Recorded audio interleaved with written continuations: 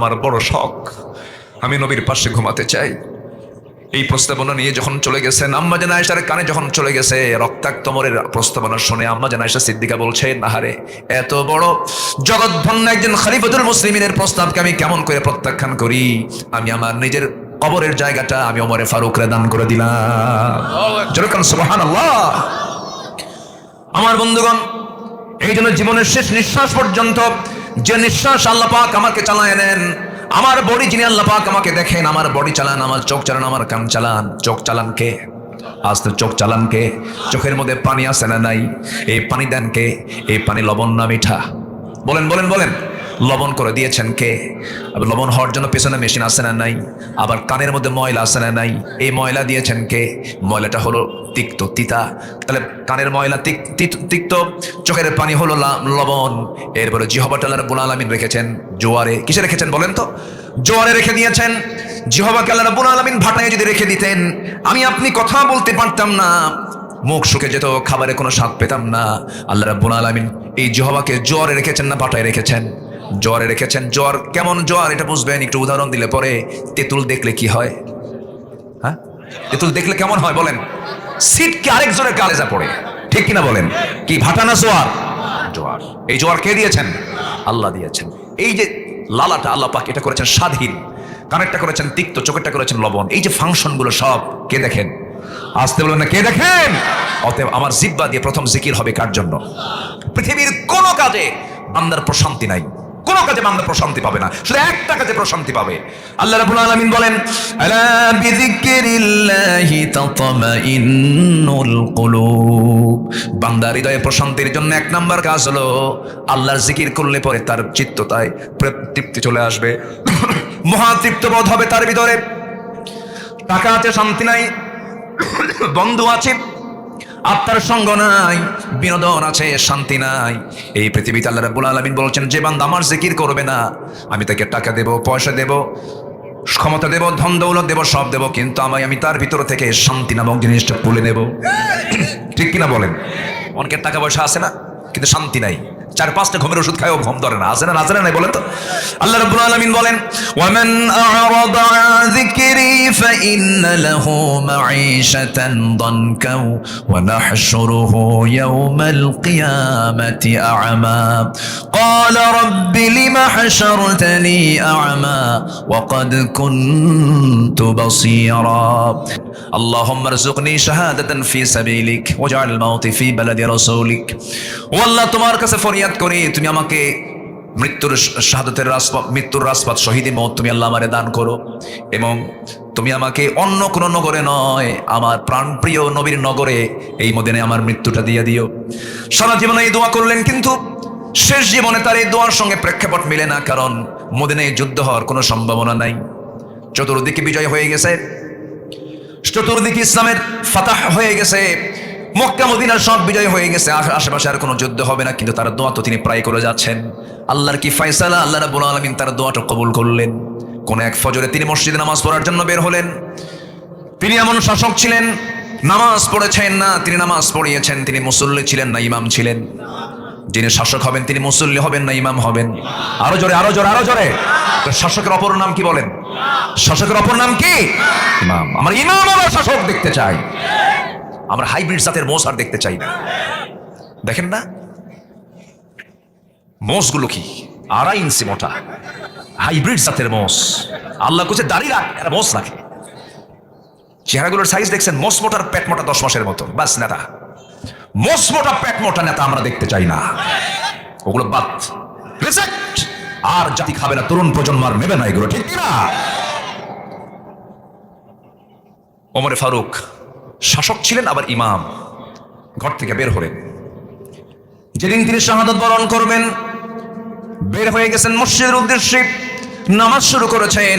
প্রথম রাকাত নামাজ শেষ হয়ে গেছে, দ্বিতীয় রাকাতে রুকুতে যাওয়ার সঙ্গে সঙ্গে এক জালিম এসে তার পিছন দিক থেকে ডান পাশে এসে বিষ মিশ্রিত বিষাক্ত চাকু তার পেটের মধ্যে ঢুকায় দিল। তিনি তখনও শক্ত ছিলেন, মোকাবেলা করার জন্য দাঁড়ায় গেলেন, পারলেন না। বুঝে ওঠার আগেই চাকু বের করে তার তল পেটের দিকে 2টা স্টেপ আবার মেরে দিয়েছে, পুরি বের হয়ে গেছে। ওমরে ফারুক রাদিয়াল্লাহু আনহু ওই জায়গায় ধরাশয়ী হয়ে জমিনে পড়ে গেলেন, সেন্স ছিল না কয়েক ঘন্টা। নামাজ শেষ হয় নাই। সেন্স ফিরে আসার সঙ্গে সঙ্গে চোখের সামনে লক্ষ্য করে দেখেন তার কলিজার টুকরা সন্তান আব্দুল্লাহ সামনে ডুকরে ডুকরে কান্দে। তিনি চোখটা খুলিয়ে বলছেন, কেন? আল্লাহ আমার দোয়া কবুল করে নিয়েছে, আমি শহীদের দরজা পেয়ে যাচ্ছি। আমাকে যে আঘাত করেছে সে কোনো মুসলিম নয়, আবু লুলু মাজুসি, সে একজন অগ্নি পূজক। আমাকে আঘাত করেছে, আমি শহীদের দরজা পাবো, নিশ্চিত আমি শহীদ হয়ে যেতেছি। আব্বা আপনি কোনো টেনশন করবেন না। এবার বলছে, বাবা আমার মহা টেনশন, আমার জন্য পানি আনো। দ্রুত গতিতে এক গ্লাস পানি যখন তার সামনে নিয়ে হাজির করা হলো, পানিটা তিনি নিলেন, নিয়ে বলছে, আব্দুল্লাহ তুমি কিসের পানি আনছো? এই দিয়ে তোমার উজু হবে না। আমি তো খাওয়ার পানি চাই না, আমি উজুর পানি চেয়েছি, ফজর নামাজ হয় নাই। যেরকম সুবহানাল্লাহ। জাহান্নামে যাওয়ার 1 নম্বর কারণ কি? নামাজ ছেড়ে দেওয়া। বুড়ি বের হয়ে আসে, আর উনি কিসের পানি চাচ্ছেন? খাবার পানি না উজুর পানি? উজুর পানি। নামাজ চলে যায়, আমাদের হেরফের হয়ে যায়। সব বাদ পড়লেও যে কাজটা কখনো বাদ দেওয়া যাবে না, তার নাম কি বলুন? আরো জোরে বলেন, তার নাম কি বলেন? পরিবারের সবচেয়ে শক্ত শাসন হবে কি নিয়া বলেন? আরো জোরে বলেন, কি নিয়া? পড়িস নাই, শক্ত শাসন যতটুকু হবে হবে। অন্য কিছু করিস নাই, অন্য বিষয় দোকানে যাস নাই, ব্যবসা করিস নাই, যা করিস নাই কোনো সমস্যা নাই, ওটার জন্য শাসন হবে, ভালো কথা। কিন্তু সবার আগে জাহান্নাম থেকে বাঁচার জন্য পরিবারকে শাসন করতে হবে। কিসের জন্য বলেন? আরো জোরে বলেন, কিসের জন্য? নামাজ। আল ফারকু বাইনাল মুমিন ওয়াল কাফির তারকুস সালাহ। কাফের এবং মুমিনদের মাঝে পার্থক্য সৃষ্টি করে দেয় হচ্ছে নামাজ। সে নামাজ আজকে পড়ে না জাতি। অতএব নামাজের শাসক হলেই তো জাতি নামাজ পড়বে, ঠিক কিনা বলেন? এই জন্য আমরা যারা নাইট ক্লাবের যারা সভাপতি হয় তাদেরকে আমরা আর নেতৃত্বে দেখতে চাই না, ইনশাআল্লাহ। সবাই রাজি আছেন তো? ওমর ফারুক রাদিয়াল্লাহু তাআলা আনহু তিনি বললেন, পানি নিয়ে আসো। ওযু করলেন, ভুঁড়ি বের হওয়া। তিনি বসে নামাজ পড়বেন না, দেখেন কি তার নামাজের টানটা দেখেন। উনি দাঁড়ায় যাচ্ছেন, সিরাত গ্রন্থে আসছে তিনি গামছা দিয়ে তিনি পেটটা বাঁধলেন, গামছা দিয়ে পেট বাঁধলেন, বেঁধে নামাজ দাঁড়ায় পড়বেন, পারলেন না, রক্ত শূন্যতা, পড়ে গেছেন, মাথা চক্কর মেরে আবার সেন্সলেস হওয়ার মতো অবস্থা। ইশারা করে 2 রাকাত নামাজ তিনি পড়লেন। পড়ার পরে বলছেন, আব্দুল্লাহ কাঁদো কেন? আমাকে হাসি মুখে বিদায় দিয়ে দাও। আব্বা ডাক্তার আনছি। ডাক্তার সামনে বসা হাকিমকে বলছেন, হাকিম কি চিকিৎসা করবা করো। 1 গ্লাস দুধ দেওয়া হলো তার সামনে। 1 গ্লাস দুধ তিনি বিসমিল্লাহ বলে পান করলেন। কিন্তু পান করলে কি হবে? পাকস্থলীতে থাকলো না, স্টমাকে থাকলো না, ভুঁড়িটা ফেটে গেছে, ফুটো হয়ে গেছে, বের হয়ে গেল। সঙ্গে সঙ্গে ডাক্তার চোখের পানি আটকাতে না পেরে বলছেন, আমরা আমাদের আমিরুল মুমিনিনকে হারাতে বসেছি, তিনি আর বাঁচবেন না। ওমর ফারুক মুস্কি হাসি মেরে বলছে, ডাক্তার তুমি আমাকে বাঁচাবা কেমনে? কারণ নাকের ভিতরে ওমর জান্নাতের ঘ্রাণ পেতেছে। যেরকম সুবহানাল্লাহ।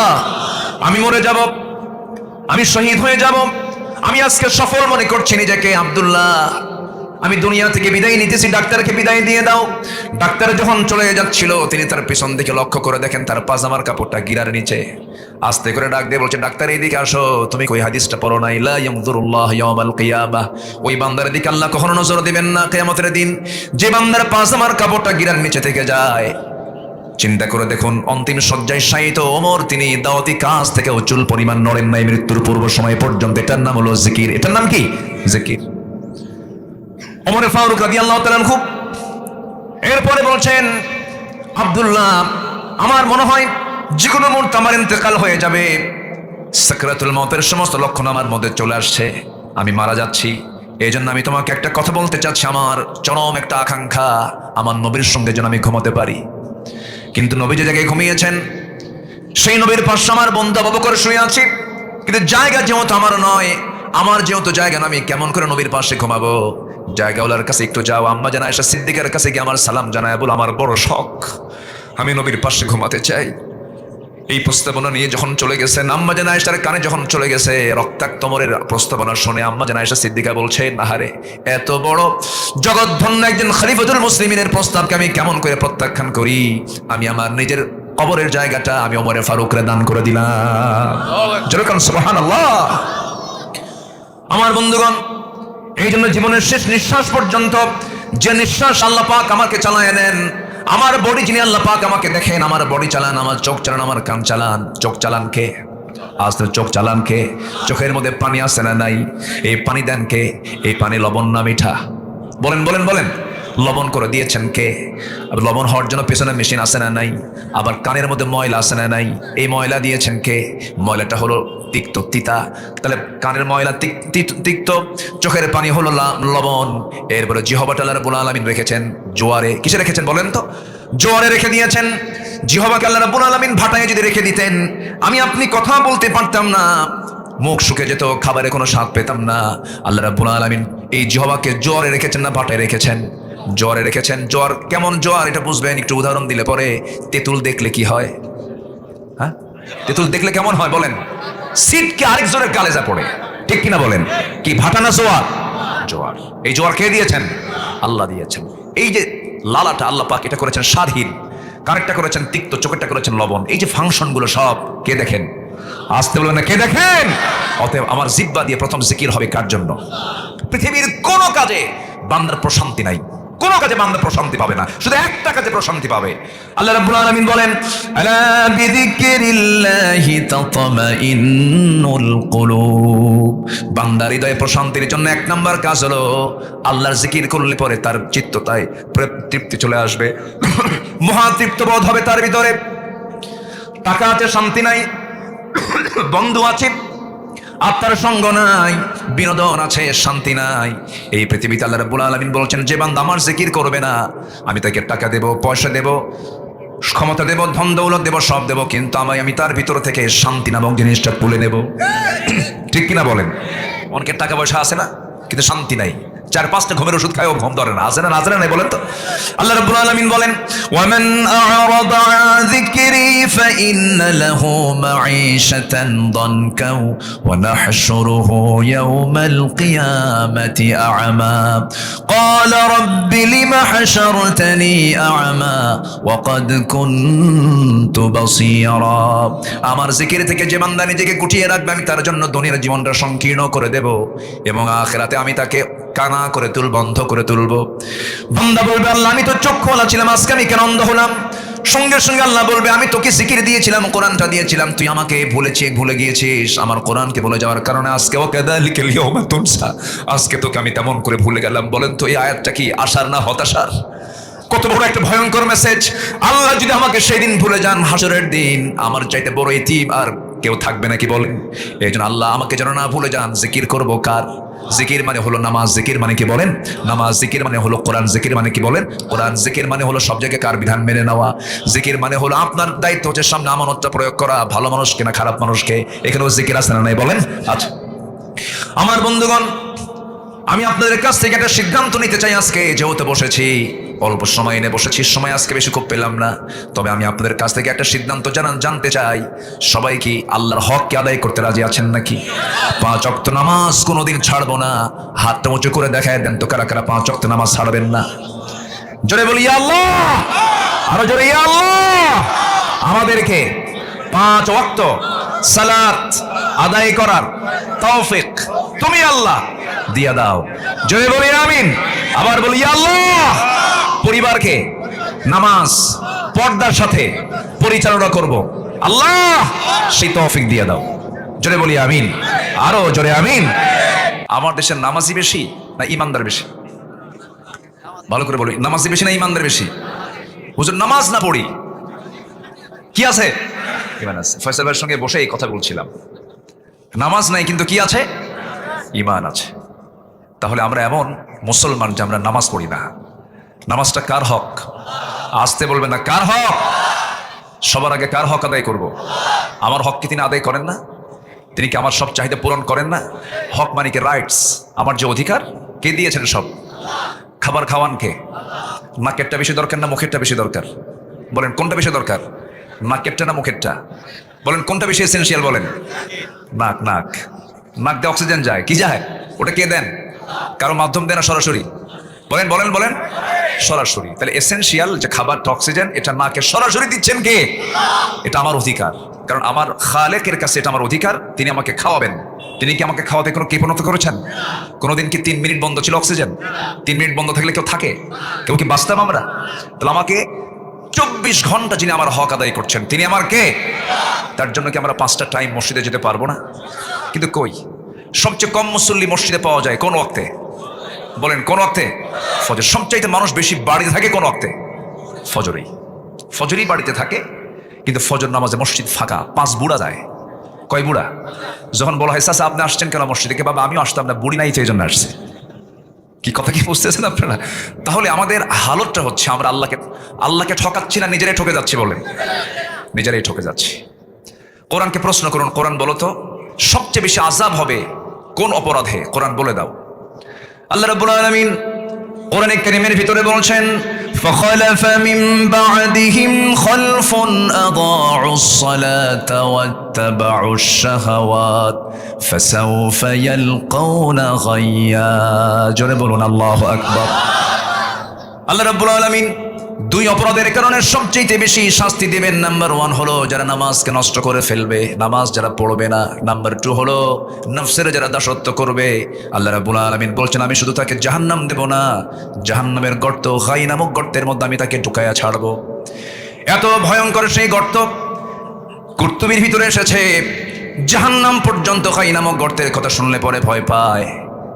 দুনিয়ার জেলখানার মধ্যে সেল আছে, সেল আছে না? সেলটা জেলের চাইতে সহজ না কঠিন? বলেন সহজ না কঠিন? একবার যাওয়ার সুযোগ হয়েছিল জেলখানায়, এই যে গেছিলাম একবার। কোনো দোষ ছিল না আমাদের, আমাদের তো কোনো অপরাধ নাই। আমরা কি দেশ চালাইছি কখনো? আমরা হুজুররা দেশ চালাইছে কখনো? ধরে নিয়ে চলে গেল, কোনো কারণ নাই। রাত 3টার দিকে পুলিশ ধরে বলে হুজুর ওসি সাহেব সালাম জানাইছে, চা খাওয়ার দাওয়াত। রাত 3টায় চা খাওয়ার দাওয়াত থাকে, নিয়ে চলে গেল।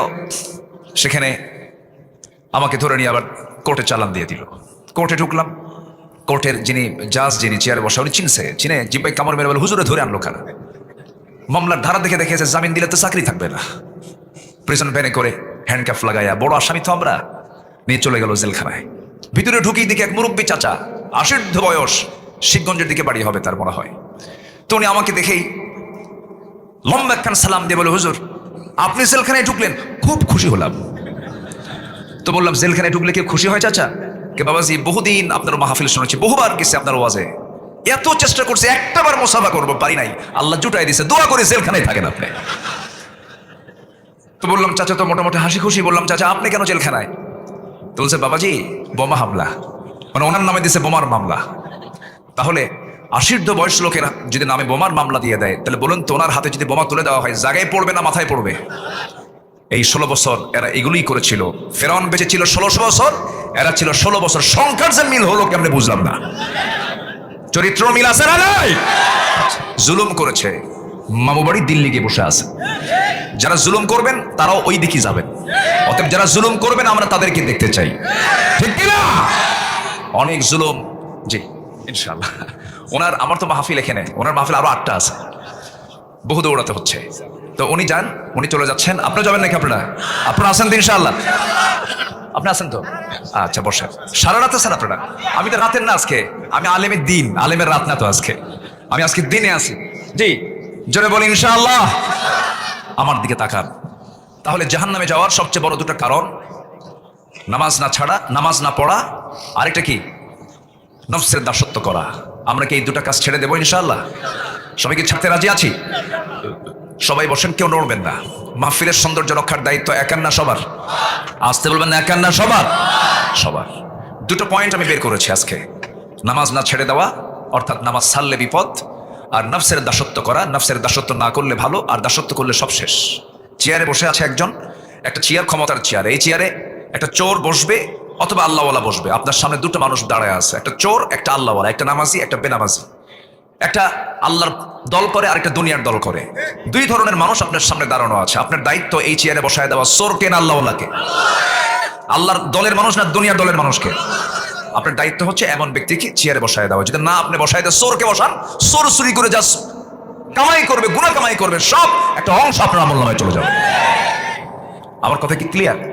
আমার কথা কি বুঝতেছেন? শোনেন, সারা রাত ধরে তাহাজ্জুদ পড়ে চোখের পানি ফেলে ফেলে কাঁদলেন, কিন্তু আপনার আমানতদারিতে আপনার খেয়ানত করলেন। আপনি চোরের পক্ষে কথা বললেন, ডাকাতের পক্ষে কথা বললেন, খুনের পক্ষে কথা বললেন, জিনার পক্ষে কথা বললেন, ওই তাহাজ্জুদের কোনো দাম আল্লাহর আদালতে নাই। এজন্য আমাদের আমানত ঠিক রাখার দরকার আছে না নাই? এখন কোরআনকে বলুন, কোরআন বলো তো ইমানদার কারা, মুমিন কারা? মুমিনের পরিচয়টা কি তুমি বলো? কোরআন বলে দিচ্ছে, যার মধ্যে 7টা চরিত্র থাকবে। কয়টা চরিত্র বলেন তো? আমরা মিলাই নেব, যদি থাকে তাহলে আমরা ঠিক আছি। আল্লাহ রাব্বুল আলামিন বলেন قد أفلح المؤمنون الذين هم في صلاتهم خاشعون والذين هم عن اللغو معرضون والذين هم للزكاة فاعلون والذين هم لفروجهم حافظون والذين هم لأماناتهم وعهدهم راعون والذين هم على صلواتهم يحافظون أولئك هم الوارثون الذين يرثون الفردوس هم فيها خالدون جربون الله أكبر আল্লাহ রাব্বুল আলামিন বলেন 7টা চরিত্র 7টা গুণ যার মধ্যে থাকবে আমি আল্লাহ তার হাতে জান্নাতুল ফিরদাউসের চাবি তুলে দেব। নাম্বার 1 হলো যারা নামাজটাকে কন্টিনিউ সুন্দর করবে, খুশুর সঙ্গে যারা নামাজ পড়বে। নাম্বার 2 হলো জবান যারা ঠিক রাখবে, আজে বাজে বেহুদা কথা যারা বলবে না, গুনে গুনে কথা বলবে। সারাদিন কয়টা কথা বলেছি? কথা না থাকলে চুপ থাকাও ইবাদত। সুবহানাল্লাহ বলেন। কথা বলবো অগণন না গুনে গুনে? বলেন বলেন বলেন। গুনে গুনে ইমানদার কথা বলবে, অগণন কথা বলার দায়িত্ব ইমানদারের নয়, কথা হবে কম। আল্লাহ পাক বলছেন লিমা তাকুলুনা মা লা তাফআলুন, যা করো না তা বলো কেন? আমার বন্ধুগণ, জিহ্বার বিশ্রাম যারা বেশি, ঈমানের মজবুতি তারা বেশি। জিহ্বার বিশ্রাম যারা কম, যে ঘন ঘন কথা বলবে তার মধ্যে গীবত আসবে, মিথ্যা আসবে, ছলচাতুরি আসবে, সাপাবাজি আসবে, অনেক তেল মারা কথা বের হবে। কিন্তু কথা যারা সবচেয়ে কম হবে সেই বান্দা জান্নাতে যাওয়ার জন্য উপযুক্ত। যেরকম সুবহানাল্লাহ। নাম্বার 3 হলো যাকাত যারা ঠিক মতো আদায় করবে। নাম্বার 4 হলো যারা লজ্জাস্থানের যারা হেফাজত করবে। অর্থাৎ লজ্জাস্থান তো আছে, আরো গুনাহ আছে। লজ্জাস্থানে তো আগে গুনাহ হয় না, আগে চোখ দিয়ে গুনাহ হয়। চোখের জেনা আছে না নাই? অনলাইনের দুনিয়ায় বোরকা পরা যেমন ফরজ, বোরকা পরা যেমন আপনার জন্য জরুরি আমার মায়েরা, তেমনি পুরুষদের জন্য বোরকা ছাড়া আরো পর্দার হুকুম আছে না নাই? বলেন। মেয়েরা বোরকা পরে, ছেলেরা কি করবে? কি বলেন? ছেলেরা কি পড়বে? বলেন বলেন বলেন বলেন বলেন। মেয়েরা বোরকা পড়বে কেন? আল্লাহ পাক তাদের সততা দিয়েছেন গোটা বডি জুড়ে। আসলে কি পোশাকে পর্দা না চোখে পর্দা? বলেন বলেন বলেন। অনলাইনের দুনিয়ায় একটা মেয়ে বোরকা পড়ে আছে, বোরকা পড়ে, কিন্তু সারাদিন ধরে মোবাইলে পরপুরুষকে দেখে। তাহলে ওর বোরকা পরে কোনো লাভ আছে? বলেন তো।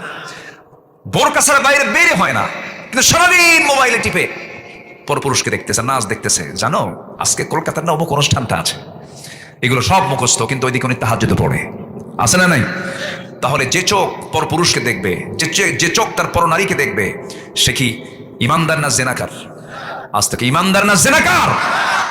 আমি হলফ করে বলতে পারি, যিনি অ্যান্ড্রয়েড স্মার্টফোন যিনি ব্যবহার করেন তাকে যথেষ্ট যত্নশীল হতে হবে। আজকের এই প্রযুক্তির দুনিয়ায় সবচাইতে বেশি গুনাহ হচ্ছে যেটা মাধ্যম, সেটা হলো স্মার্টফোন। আমি যুবক, এখানে মাহফিলের যুবকরা বেশি। তো জানো, তোমার তারুণ্য, তোমার উজ্জীবিত শক্তি, এই তরুণ প্রজন্মের সাহসিকতায় যে বিপ্লব আল্লাহ পাক দিয়েছেন, যে বিজয় দিয়েছেন, এই বিজয় অবশ্যই টিকে থাকবে যখন তোমার মধ্যে চারিত্রিক সৌন্দর্য রক্ষা পাবে। ঠিক কিনা? তোমার চারিত্রিক সৌন্দর্য যদি নষ্ট হয়, আবু সাইদ মুগ্ধদের রক্তের সঙ্গে বেঈমানি হয়ে যাবে। আবু সাইদ মুগ্ধরা জীবন দিয়েছে, তাদের রক্তের এই বদলা আমরা দেখতে চাই আগামীর সরকারে, আগামীর নেতৃত্বে। আমরা সৎ, যোগ্য এবং সাহসী একজন শাসক আমরা দেখতে চাই। কোন সব সরকার দেখা শেষ করেছি, আগামীর সরকার আমরা দেখতে চাই নামাজের সরকার। রাজি আছেন কারা কারা? হাত উঁচু করে দেখান মুসলমান।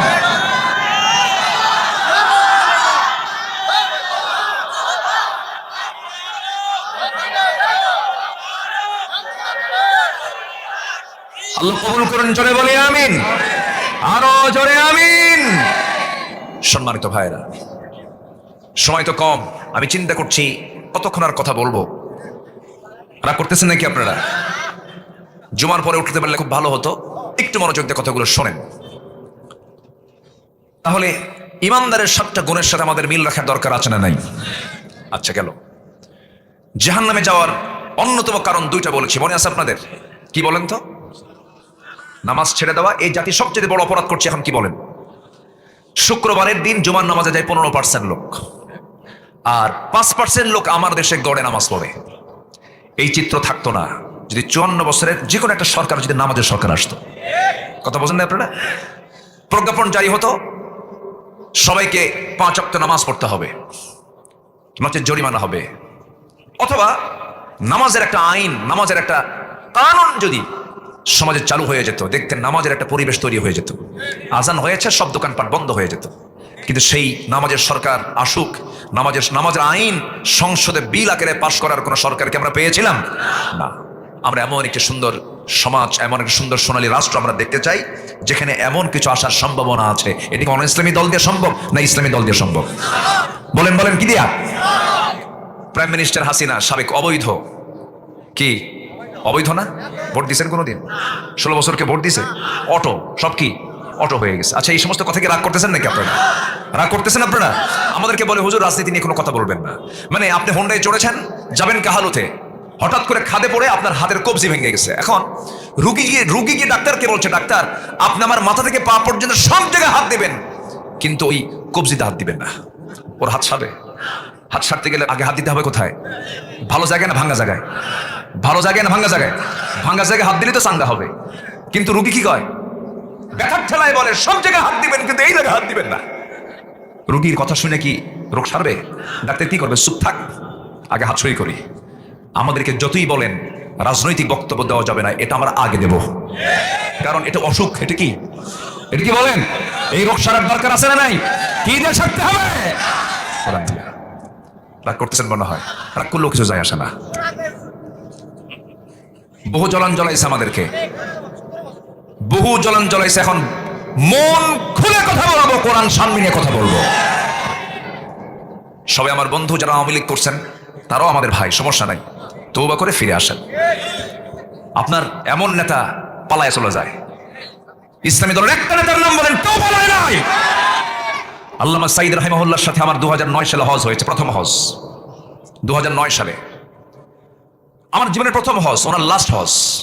ওনাকে আমরা সবাই মিলে বললাম, হুজুর দেশে যাবেন না, টিপাইমুখী বাঁধের বিরুদ্ধে আন্দোলন চলছে, দেশের ট্রাইব্যুনাল গঠন হচ্ছে, আপনাকে গ্রেফতার করবে, আপনার নামে মামলা হবে। উনি মুস্কে হাসি দিয়ে বললেন, সাইদি পালায় থাকার মানুষ না।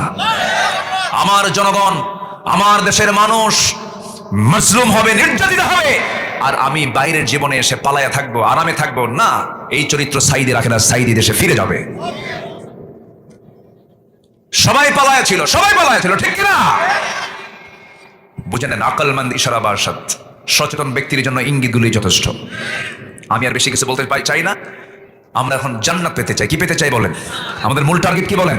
জান্নাত। জান্নাত পেতে হলে আমাকে জাহান্নামের গর্ত থেকে বাঁচার জন্য দুটা কাজ আমাকে বাদ দিতে হবে। একটা হচ্ছে নামাজ ছেড়ে দেওয়া যাবে না, আর মন যা চায় তা করা যাবে না। মন কি ভালো কিছু চায়? সুন্দরী নারী গেলেই তাকাতে মন চায় না? দেখেন চুপ করে আছে, মনে হয় সব ফেরেশতা বসে আছে।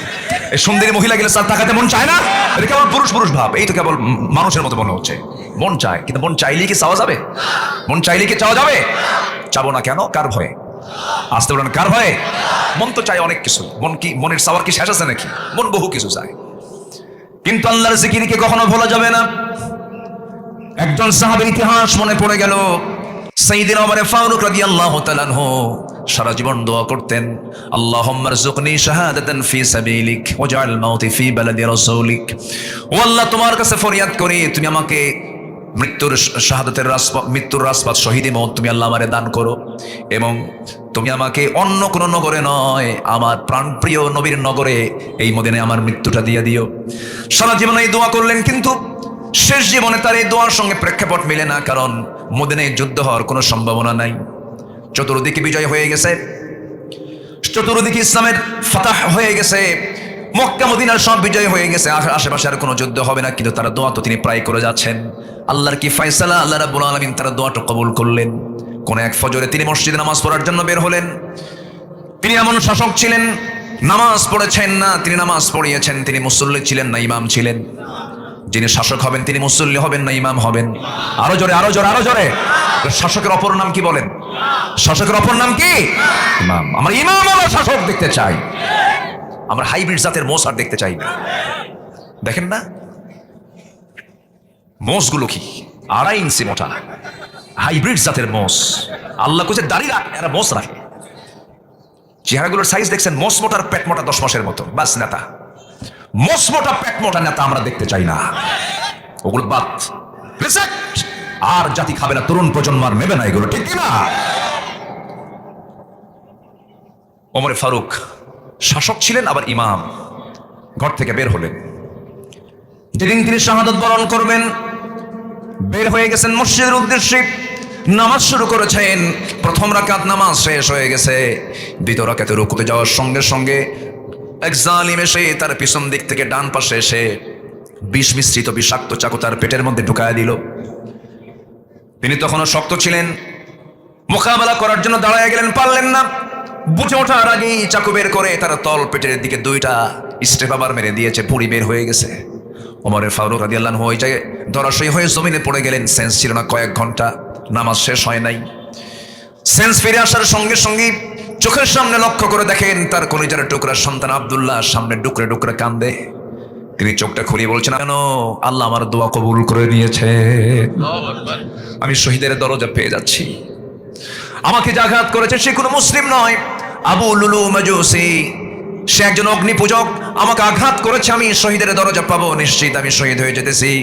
আব্বা আপনি কোনো টেনশন করবেন না। এবার বলছে, বাবা আমার মহা টেনশন, আমার জন্য পানি আনো। দ্রুত গতিতে 1 গ্লাস পানি যখন তার সামনে নিয়ে হাজির করা হলো, পানিটা তিনি নিলেন, নিয়ে বলছে, আব্দুল্লাহ তুমি কিসের পানি আনছো? এই দিয়ে তোমার ওযু হবে না। আমি তো খাওয়ার পানি চাই না, আমি ওযুর পানি চেয়েছি, ফজর নামাজ হয় নাই। যেরকম সুবহানাল্লাহ। জাহান্নামে যাওয়ার 1 নম্বর কারণ কি? নামাজ ছেড়ে দেওয়া। ভুঁড়ি বের হয়ে আসে, আর উনি কিসের পানি চাচ্ছেন? খাবার পানি না ওযুর পানি? ওযুর পানি। নামাজ চলে যায়, আমাদের হেরফের হয়ে যায়। সব বাদ পড়লেও যে কাজটা কখনো বাদ দেওয়া যাবে না, তার নাম কি বলুন? আরো জোরে বলেন, তার নাম কি বলেন? পরিবারের সবচেয়ে শক্ত শাসন হবে কি নিয়া বলেন? আরো জোরে বলেন, কি নিয়া? পড়িস নাই, শক্ত শাসন যতটুকু হবে হবে। অন্য কিছু করিস নাই, অন্য বিষয়, দোকানে যাস নাই, ব্যবসা করিস নাই, যা করিস নাই, কোনো সমস্যা নাই, ওটার জন্য শাসন হবে, ভালো কথা। কিন্তু সবার আগে জাহান্নাম থেকে বাঁচার জন্য পরিবারকে শাসন করতে হবে। কিসের জন্য বলেন? আরো জোরে বলেন, কিসের জন্য? নামাজ। আল ফারকু বাইনাল মুমিন ওয়াল কাফির তারকুস সালাহ। কাফের এবং মুমিনদের মাঝে পার্থক্য সৃষ্টি করে দেয় হচ্ছে নামাজ। সে নামাজ আজকে পড়ে না জাতি। অতএব নামাজের শাসক হলেই তো জাতি নামাজ পড়বে, ঠিক কিনা বলেন? এই জন্য আমরা যারা নাইট ক্লাবের যারা সভাপতি হয় তাদেরকে আমরা আর নেতৃত্বে দেখতে চাই না, ইনশাআল্লাহ। সবাই রাজি আছেন তো? ওমর ফারুক রাদিয়াল্লাহু তাআলা আনহু তিনি বললেন, পানি নিয়ে আসো। ওযু করলেন, ভুঁড়ি বের হওয়া। তিনি বসে নামাজ পড়বেন না, দেখেন কি তার নামাজের টানটা দেখেন। উনি দাঁড়ায় যাচ্ছেন, সিরাত গ্রন্থে আসছে তিনি গামছা দিয়ে তিনি পেটটা বাঁধলেন, গামছা দিয়ে পেট বাঁধলেন, বেঁধে নামাজ দাঁড়ায় পড়বেন, পারলেন না, রক্ত শূন্যতা, পড়ে গেছেন, মাথা চক্কর মেরে আবার সেন্সলেস হওয়ার মতো অবস্থা। ইশারা করে 2 রাকাত নামাজ তিনি পড়লেন। পড়ার পরে বলছেন, আব্দুল্লাহ কাঁদো কেন? আমাকে হাসি মুখে বিদায় দিয়ে দাও। আব্বা ডাক্তার আনছি। ডাক্তারের সামনে বসা হাকিমকে বলছেন, হাকিম কি চিকিৎসা করবা করো। 1 গ্লাস দুধ দেওয়া হলো তার সামনে। 1 গ্লাস দুধ তিনি বিসমিল্লাহ বলে পান করলেন, কিন্তু পান করলে কি হবে? পাকস্থলীতে থাকলো না, স্টমাকে থাকলো না, ভুঁড়িটা ফেটে গেছে, ফুটো হয়ে গেছে, বের হয়ে গেল। সঙ্গে সঙ্গে ডাক্তার চোখের পানি আটকাতে না পেরে বলছেন, আমরা আমাদের আমিরুল মুমিনিনকে হারাতে বসেছি, তিনি আর বাঁচবেন না। ওমর ফারুক মুস্কি হাসি মেরে বলছে, ডাক্তার তুমি আমাকে বাঁচাবা কেমনে? কারণ নাকের ভিতরে ওমর জান্নাতের ঘ্রাণ পেতেছে। যেরকম সুবহানাল্লাহ। আমি মরে যাব, আমি শহীদ হয়ে যাব, আমি আজকে সফল মনে করছি নিজেকে। আব্দুল্লাহ আমি দুনিয়া থেকে বিদায় নিতেছি, ডাক্তারকে বিদায় দিয়ে দাও। ডাক্তার যখন চলে যাচ্ছিল, তিনি তার পিছন দিকে লক্ষ্য করে দেখেন তার পাজামার কাপড়টা গিরার নিচে। আস্তে করে ডাক দিয়ে বলছে, ডাক্তার এইদিকে আসো, তুমি কই হাদিসটা পড়ো না? লা ইয়ানজুরুল্লাহ ইয়াওমাল কিয়ামাহ, ওই বান্দার দিকে আল্লাহ কখনো নজর দিবেন না কিয়ামতের দিন যে বান্দার পাজামার কাপড়টা গিরার নিচে থেকে যায়। চিন্তা করে দেখুন, অন্তিম শয্যায় শায়িত ওমর, তিনি দাওয়াতি কাজ থেকে চুল পরিমাণ নড়েন নাই মৃত্যুর পূর্ব সময় পর্যন্ত। এটার নাম হলো জিকির। এটার নাম কি? জিকির। ওমর ফারুক রাদিয়াল্লাহু তাআলা আনহু এরপরে বলছেন, আব্দুল্লাহ আমার মনে হয় যে কোনো মুহূর্তে আমার ইন্তেকাল হয়ে যাবে, সাকরাতুল মউতের সমস্ত লক্ষণ আমার মধ্যে চলে আসছে, আমি মারা যাচ্ছি। এই জন্য আমি তোমাকে একটা কথা বলতে চাচ্ছি, আমার চরম একটা আকাঙ্ক্ষা, আমার নবীর সঙ্গে যেন আমি ঘুমাতে পারি। কিন্তু নবী যে জায়গায় ঘুমিয়েছেন সেই নবীর পাশে আমার বন্ধু আবু বকর শুয়ে আছি, কিন্তু জায়গা যেহেতু আমার নয়, আমার যেহেতু জায়গা না, আমি কেমন করে নবীর পাশে ঘুমাবো? জায়গাওয়ালার কাছে একটু যাও, আম্মা জান আয়েশা সিদ্দিকার কাছে গিয়ে আমার সালাম জানায় বল, আমার বড় শখ, আমি নবীর পাশে ঘুমাতে চাই। এই প্রস্তাবনা নিয়ে যখন চলে গেছেন আম্মা জান আয়েশার কানে যখন চলে গেছে, রক্তাক্ত ওমরের প্রস্তাবনা শুনে আম্মা জান আয়েশা সিদ্দিকা বলছেন, আহারে এত বড় জগৎধন্য একজন খলিফাতুল মুসলিমিনের প্রস্তাবকে আমি কেমন করে প্রত্যাখ্যান করি? আমি আমার নিজের কবরের জায়গাটা আমি ওমরে ফারুকরে দান করে দিলাম।